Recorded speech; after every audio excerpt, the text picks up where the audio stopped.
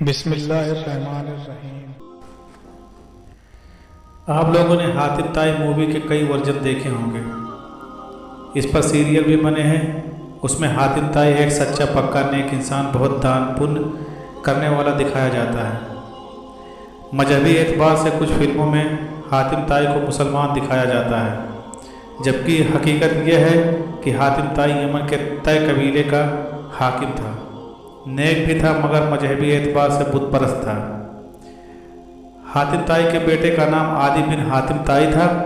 انہوں نے اپنے باپ دادا کا پرانا مذہب چھوڑ کر عیسائی مذہب اختیار کر لیا تھا، بلکہ ایسے کچھ چیزیں اپنے اوپر جائز رکھی جن کی عیسائی مذہب میں اجازت نہیں تھی۔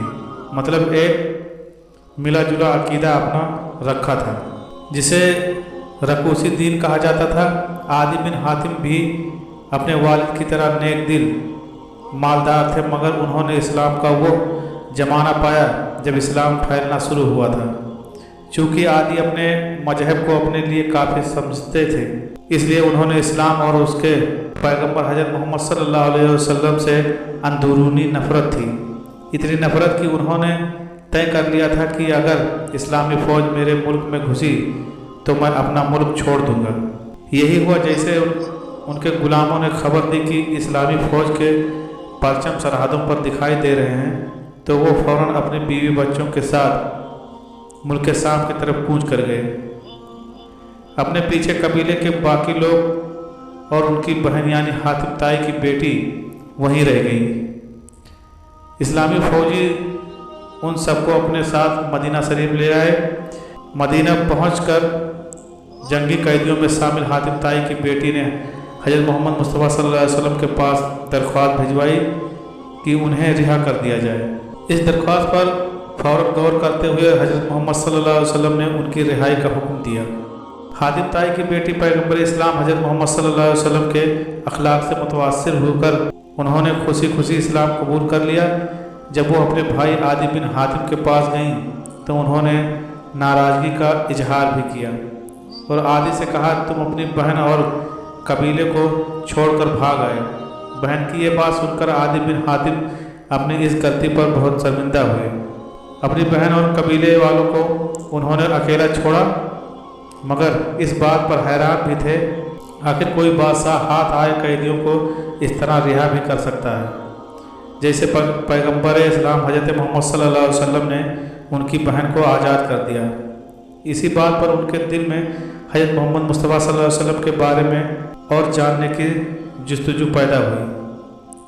جن کے نام سے بھی وہ نفرت کرتے تھے انہوں نے اپنی بہن سے پوچھا کہ تم نے محمد صلی اللہ علیہ وسلم کو کیسا پایا؟ تو اس کے جواب میں ان کی بہن نے کہا میرے بھائی محمد صلی اللہ علیہ وسلم کی شخصیت بہت عظیم ہے۔ اگر وہ اللہ کے نبی ہیں تو ان کا کلمہ پڑھ لو، اور اگر صرف بادشاہ ہیں تب بھی ان کی پناہ میں ہی جانا تمہاری بھلائی ہوگی۔ جتنی جلدی ہو سکے تم ان سے مدینہ جا کر ملاقات کر لو۔ عادی بن حاتم کو اپنی بہن کا یہ مشورہ کچھ گھاٹے کا سودا نہ لگا۔ اگلے کچھ روز میں سخی حاتم طائی کا یہ لائق بیٹا ملک شام سے چل کر مدینہ پہنچ گیا۔ عادی بن حاتم چونکہ بہت مشہور شخصیت کے بیٹے تھے، خود بھی مشہور تھے، لہٰذا مدینے والوں نے ان کو پہچان لیا۔ ایک شخص انہیں حضرت محمد صلی اللہ علیہ وسلم کے حضور لے گیا۔ حضرت محمد صلی اللہ علیہ وسلم اس وقت مسجد نبوی میں قیام پذیر تھے۔ عادی بن حاتم نے ان کی وہی ملاقات ہوئی۔ عادی کا ہاتھ اپنے مبارک ہاتھ میں تھام کر رحمت للعالمین نے ان کا استقبال کیا۔ کچھ دیر گفتگو کے بعد حضرت محمد صلی اللہ علیہ وسلم نے عادی کو اپنے حجرے میں چلنے کے لیے کہا۔ اسی وقت ایک بوڑھی عورت اپنے بچوں کے ساتھ کچھ فریاد لے کر آئی۔ حضرت محمد صلی اللہ علیہ وسلم نے بہت سکون کے ساتھ اس عورت کے قریب کھڑے ہو کر اس کی پوری فریاد سنی۔ عادی یہ سب دیکھ کر حیران تھے۔ انہوں نے بڑے بڑے بادشاہوں کے دربار اور طور طریقے دیکھے تھے۔ وہ حیران ہوئے کہ آخر بادشاہ بھی کبھی اپنی فریادی کی برابر کھڑے ہو کر ان کی فریاد سنتے ہیں۔ اس سے معلوم ہوتا ہے کہ محمد صلی اللہ علیہ وسلم بادشاہ نہیں ہیں۔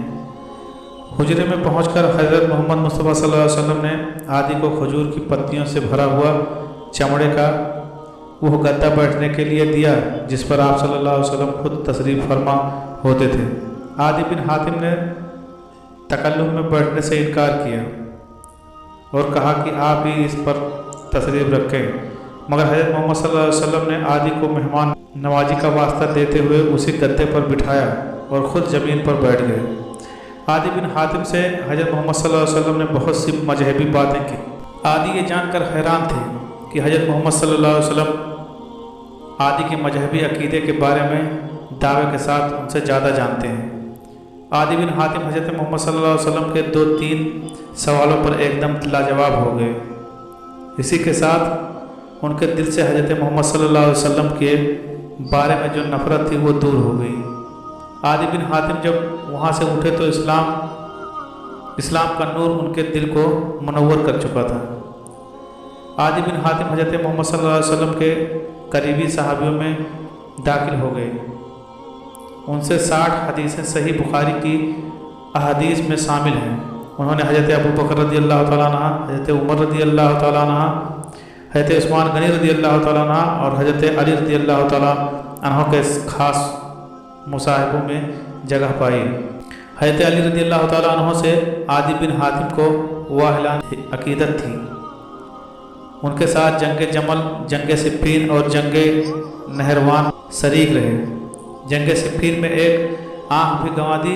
हज़रत अली रज़ी अल्लाह तआला अन्हु की शहादत के बाद हज़रत आदि बिन हातिम रज़ी अल्लाह तआला अन्हु हज़रत अमीर मुआविया रज़ी अल्लाह तआला अन्हु के ज़माने में भी शामिल बैयत थे, मगर हज़रत अली रज़ी अल्लाह तआला अन्हु की याद उन्हें बराबर आती थी।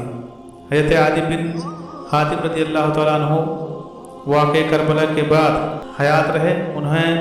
उन्होंने मुख्तार सक़फ़ी का ज़माना भी देखा। करीब 120 या 108 साल की उम्र में कूफा में वफ़ात पाई।